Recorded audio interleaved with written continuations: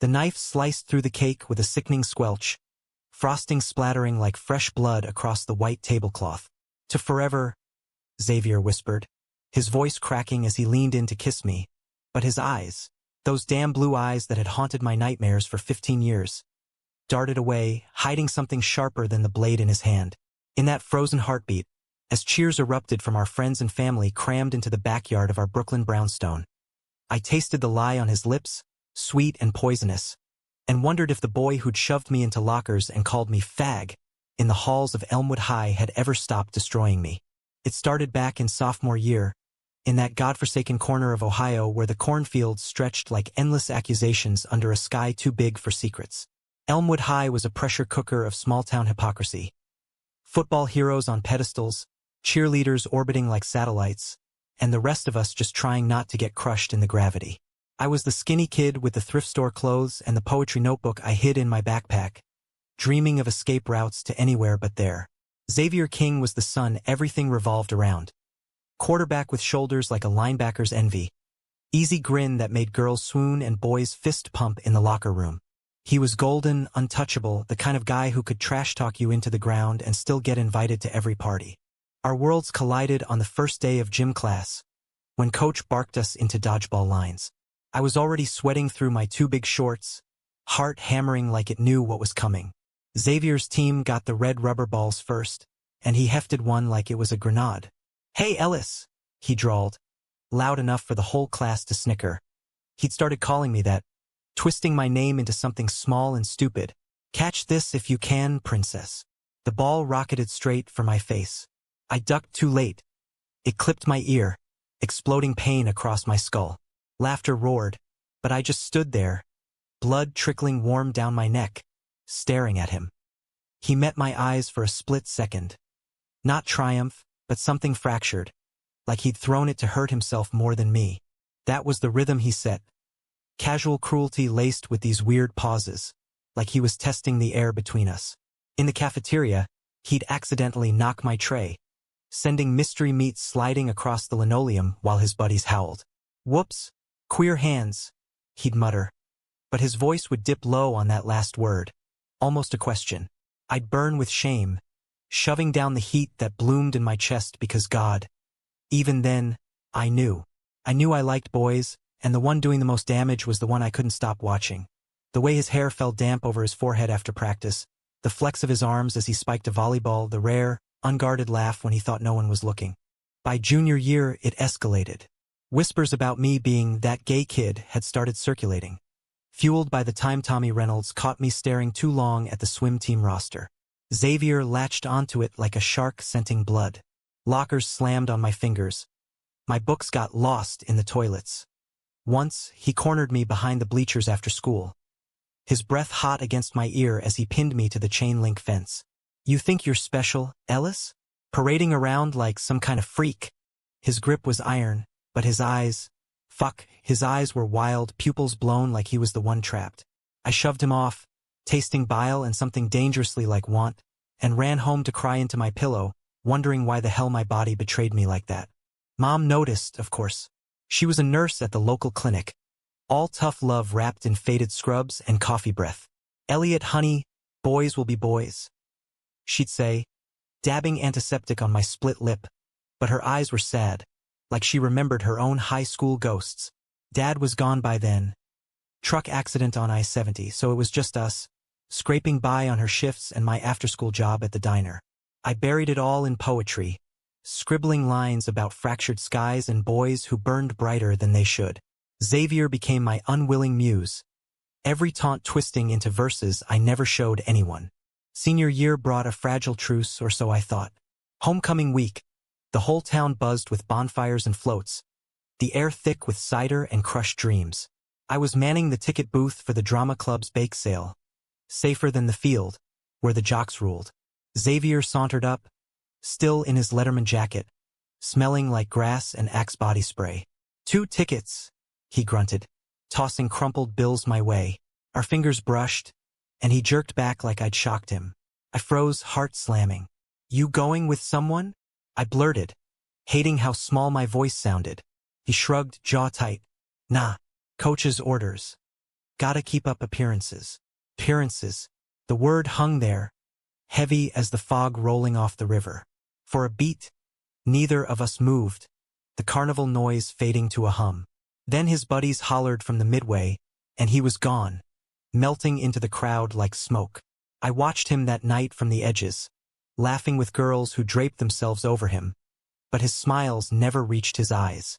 Later, alone in my room with the window cracked to the autumn chill, I wondered if he felt it too. This pull, like gravity gone wrong. Graduation came like a mercy killing. I bolted for NYU on a partial scholarship, trading cornfields for concrete canyons, vowing never to look back. New York swallowed me whole. Subways rattling like confessions, coffee shops where boys with eyeliner read Ginsberg aloud, first kisses stolen in Washington Square Park that tasted like freedom. I came out to Mom over Thanksgiving turkey, her hug fierce enough to crack ribs. Knew it, kiddo. Knew you were too damn kind for their bullshit. College blurred into a MFA program, then a gig copywriting for indie mags, scraping rent in Bushwick. Life got good messy but mine. Xavier. He vanished into legend, or so I told myself. Rumors trickled back via mutual acquaintances.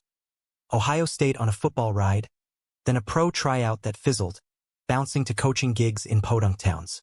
I unfollowed the mental feed years ago, but sometimes late at night with a glass of cheap Merlot, I'd scroll old yearbook scans, lingering on his photo, that cocky tilt to his head, the secret I swore was there.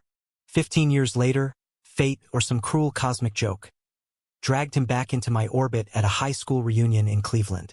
I'd only gone because Mom guilted me. She was dating a sweet widower from the VFW and wanted her boy to show off. The hotel ballroom reeked of desperation. Bad punch, worse DJ spinning Sweet Caroline, for the 10th time. I nursed a beer in the corner, nodding politely at ex-classmates who'd ballooned into accountants and soccer moms, when I felt it. That prickle on my neck, like eyes boring holes. He was across the room, broader now, lines etched around his mouth like he'd fought wars I couldn't imagine. No wife on his arm, just a solo whiskey in hand. Our gazes locked, and the air thickened, every old wound pulsing fresh. He crossed the floor in 3 strides, all coiled energy. "Elliot," he said, voice rougher than I remembered, like gravel under tires. "Noegis," just my name hanging between us. Xavier. I straightened, pulse thundering. Up close, he smelled like cedar and regret, faint stubble shadowing his jaw. "Didn't peg you for the nostalgia type." He laughed, low and bitter. "Yeah, well, life's a bitch that way." A pause, then, "You look good. City suits you." We talked, halting at first, then spilling like we'd been dammed up for decades. He was a high school coach in Pittsburgh now, divorced after a 2-year experiment with a woman from church. No kids. Fell apart fast, he admitted, staring into his glass. She deserved better. I shared bits of my world. The apartment with the leaky faucet, the novel I'd half-written about a boy running from his shadows. Laughter crept in, tentative then real. About Mr. Hargrove's toupee flying off in wind sprints, the time we both got detention for disrupting assembly, me with a doodle, him with a fake fart. By midnight, the crowd thinned, and we ended up on the balcony, city lights smudging the horizon. "Why'd you do it?" I asked finally, the question I'd nursed like a grudge.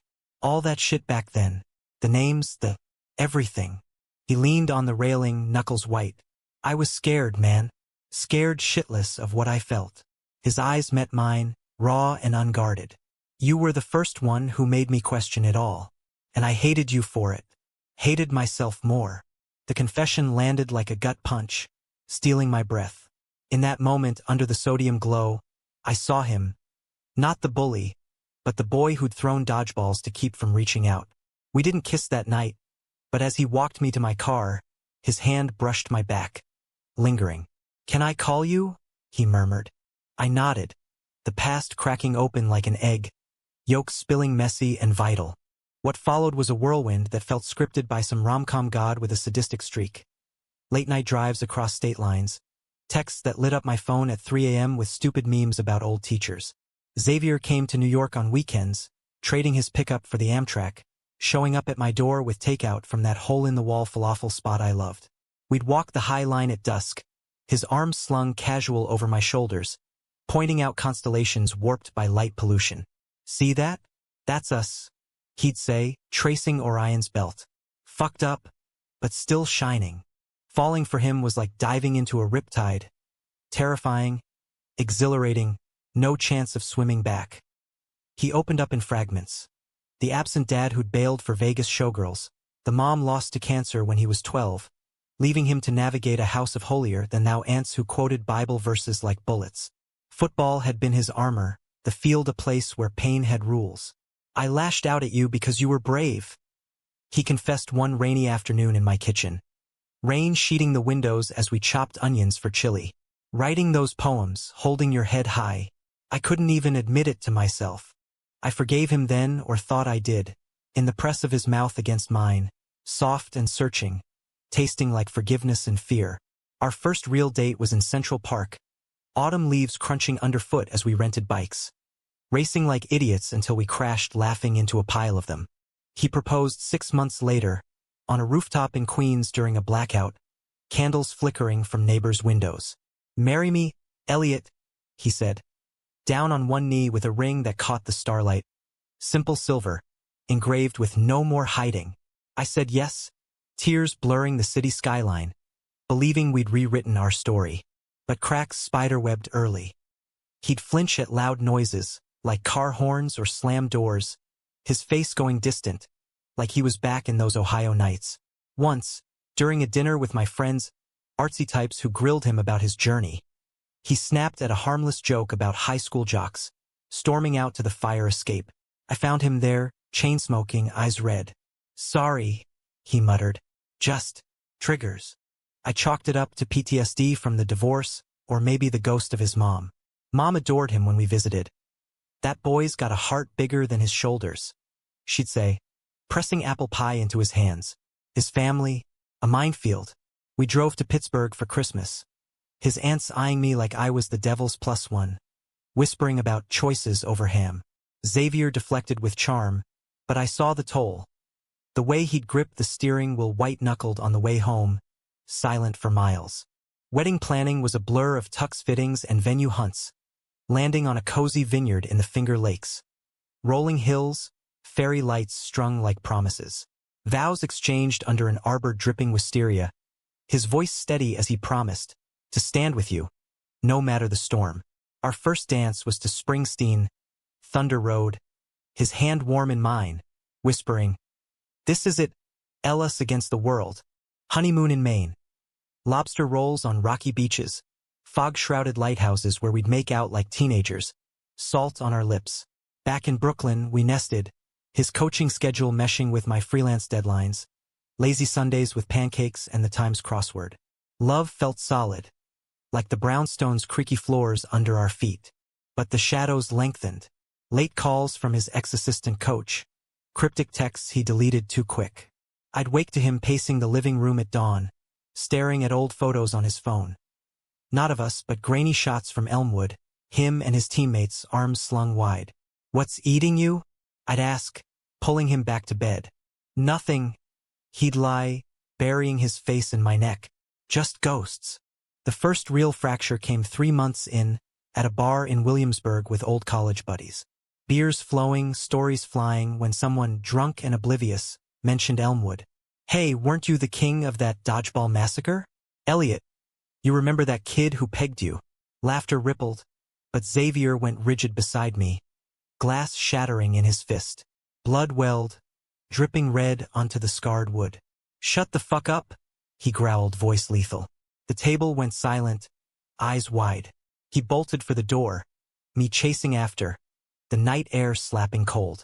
Outside, he slumped against the brick, shards glinting in the streetlight. "I'm sorry," he choked, as I wrapped his hand in my scarf. I can't keep pretending it was just kid shit." "Pretending what?" I pressed, heart twisting. But he clammed up, hailing a cab instead of answering, the ride home thick with unspoken rot. From there, it unraveled thread by thread. He'd vanish for coaching retreats, coming back hollow-eyed, reeking of bourbon. Our bed grew cold, intimacy reduced to rote touches, like we were actors in a play we'd forgotten the lines for. Mom called, worried. He loves you, Elliot, but love's not always enough if he's carrying lead in his chest. I nodded into the receiver, staring at the ring on my finger, wondering when it had started feeling like a shackle. The betrayal hit like a freight train on a muggy July evening, 6 months after the wedding. I'd come home early from a pitch meeting, arms full of groceries for the stir-fry he liked, the one with extra basil, his happy food. The apartment was dim, curtains drawn, but voices leaked from the bedroom. Low, urgent. Not his. I dropped the bags, bell peppers rolling across the floor like spilled secrets. The door creaked open to Xavier on the edge of our bed. Phone pressed to his ear. Back to me. Yeah, I did it, he was saying, voice stripped bare. Told them what they wanted. Kept him in line just like Dad said. It was the only way to keep things quiet. Dad? My stomach plummeted. He hung up, shoulders slumping, and only then did he sense me, whirling, face ashen. Shit, you're home early. Who's them? I whispered, the world tilting. And what the hell does your dad have to do with high school? He deflated, sinking onto the mattress, head in hands.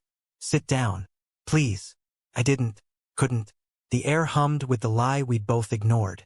Words tumbled out then, jagged and unrelenting. His father, Big Jim King, the fire and brimstone deacon who'd raised him on belts and sermons, had caught him once at 14 stealing glances at the wrestling team. Not touching, just looking.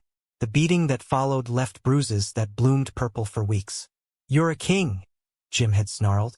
We don't bend that way. You hear me? You fix it, or I'll fix you. From there, a pact. Xavier would prove himself by targeting the weak links. The kids like me who didn't fit the mold. Jim fed him names, alibis, even payoffs to buddies to join in, not cash but favors like scouting reports for college apps.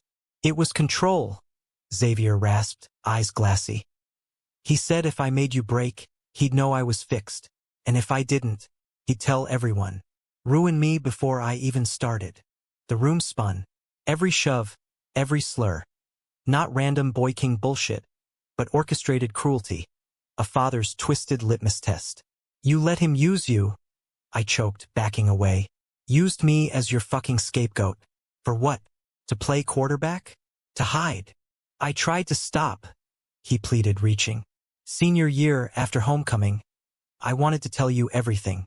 But he found out about the tickets, the talking.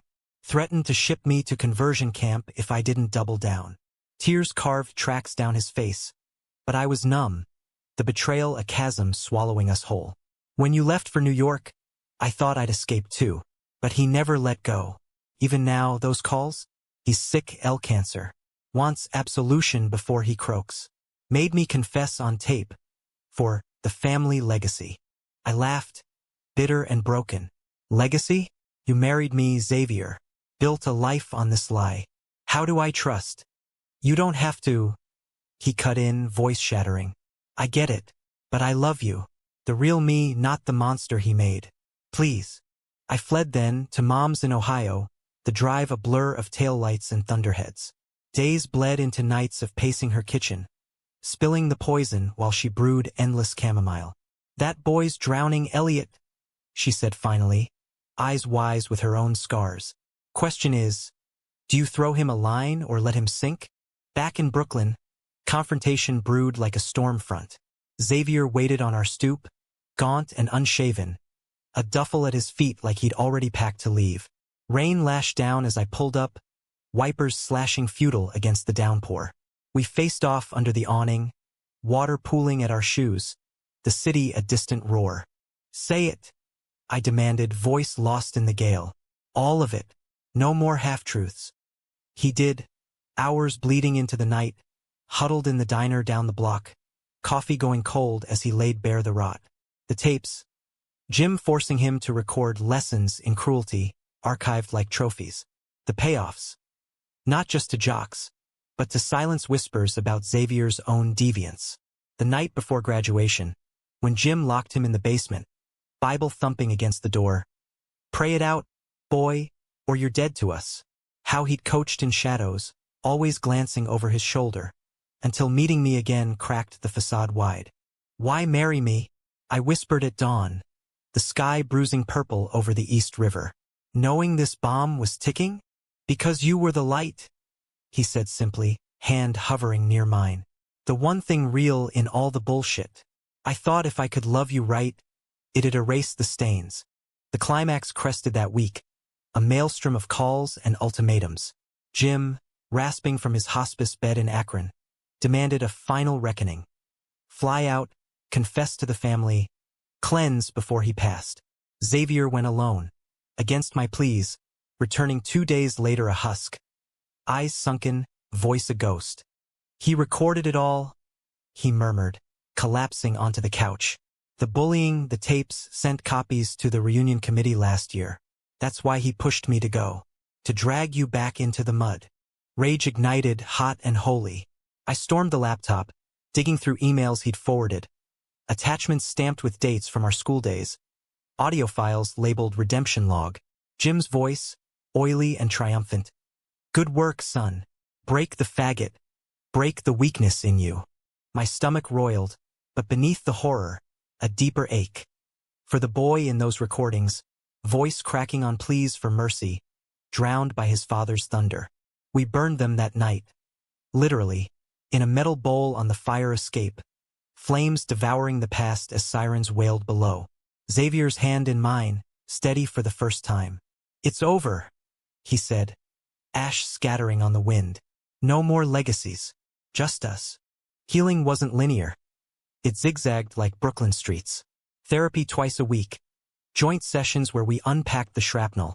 His guilt a lead weight, my trust a fragile bloom. He quit coaching, pivoting to youth outreach, mentoring LGBTQ kids in Pittsburgh group homes on weekends. Paying forward, he'd say voice thick, showing me photos of awkward teens with tentative smiles. I finished the novel, dedicating it to the boy who taught me forgiveness isn't forgetting. It's rebuilding. A year on, we stood in that same Cleveland ballroom for another reunion. This one uninvited but necessary. No punches thrown, just truths aired in hushed corners. Apologies to old victims, hands shaken with ex-buddies who'd carried their own shame. Xavier spoke to the crowd, mic trembling. I was a weapon once. Now, I'm learning to be a shield. Applause rippled, tentative then thunderous. And in the back, I caught Tommy Reynolds' nod, redemption's quiet echo. Jim died that spring, obituary curt in the local rag. No funeral invite. Xavier scattered his ashes in the Cuyahoga alone, whispering, "You're free, old man. So am I." We planted a dogwood in Mom's yard instead. Blossoms pink as hope, roots deep in Ohio soil. Today, 2 years married, we wake to sunlight slanting through our new place in Hudson. Upstate calm wrapping us like a quilt. Xavier brews coffee strong as his resolve, kissing my temple before heading to the community center. I write at the kitchen table, words flowing freer than before. Love, it turns out, isn't a fairy tale. It's the grit after the storm, the choice to build when everything screams run. And in the quiet moments, when his blue eyes meet mine across the room, I see it. Not the bully, not the broken boy, but the man who chose truth over legacy, who chose us. In America's vast, forgiving sprawl, we've carved a space that's wholly, humanly ours, scarred but standing.